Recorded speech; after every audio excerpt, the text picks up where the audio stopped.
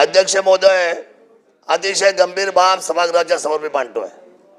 अध्यक्ष महोदय, हिंदू हृदय सम्राट सरसेनापती बाळासाहेब ठाकरे हा नागपूर मुंबई समृद्धी महामार्ग या मार्गावर आता आदरणीय राज्याचे महत्वाचे नेते आणि नागपूरचे खरं तर ते रहिवासी आहेत, सन्माननीय चंद्रशेखर बावनकुळे साहेब इथं संवेदनशील मंत्री इथं बसलेले सभागृहात, म्हणून मी हे निवेदन करतोय. अध्यक्ष महोदय, माझ्याकडे काही व्हिडिओ आता आलेले आहेत. या संपूर्ण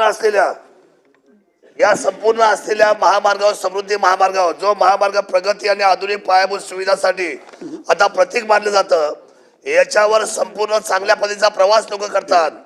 परंतु दुर्दैवाने मला सांगावं लागतंय की रात्रीच्या 1 वाजल्यापासून तर पहाटे 4 वाजेपर्यंत काही टीम अशा आलेल्या आहेत की ज्या जीप गाड्या घेऊन दगडफेक पहिल्यांदा करतात, तलवारी, बंदुका, लोखंडी रॉड, चाकू यांचा घातक शास्त्राचा हल्ल्याने त्यांना धमकावून त्यांच्या जवळचे पैसे, त्यांच्या जवळच्या वस्तू, त्यांच्या जवळचे दागिने हे सर्व लुटण्याचा प्रकार चालू आहे.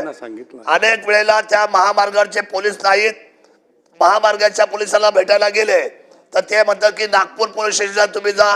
नागपूर पोलीस स्टेशनवाले म्हणतात की हा महामार्गाचा विषय आहे, हा विषय तुम्ही आमच्याकडे आणायचा नाही. जनता प्रवासी हातबल झालेली आहे.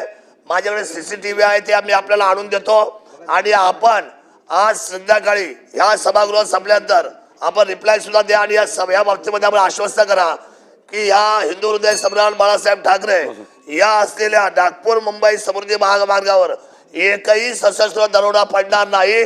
आपल्या सर्वांची जोखीम आहे. सभागृह चालू आहे. अध्यक्षांनी याची नोंद घ्यावी आणि रिप्लाय द्यावा अशी माझी विनंती आहे. अध्यक्ष महोदय. अध्यक्ष महोदय, माननीय या ठिकाणी जो पॉइंट ऑफ इन्फॉर्मेशन आली आहे, निश्चितपणे शासन आजच्या आज याच्यावर कारवाई करेल.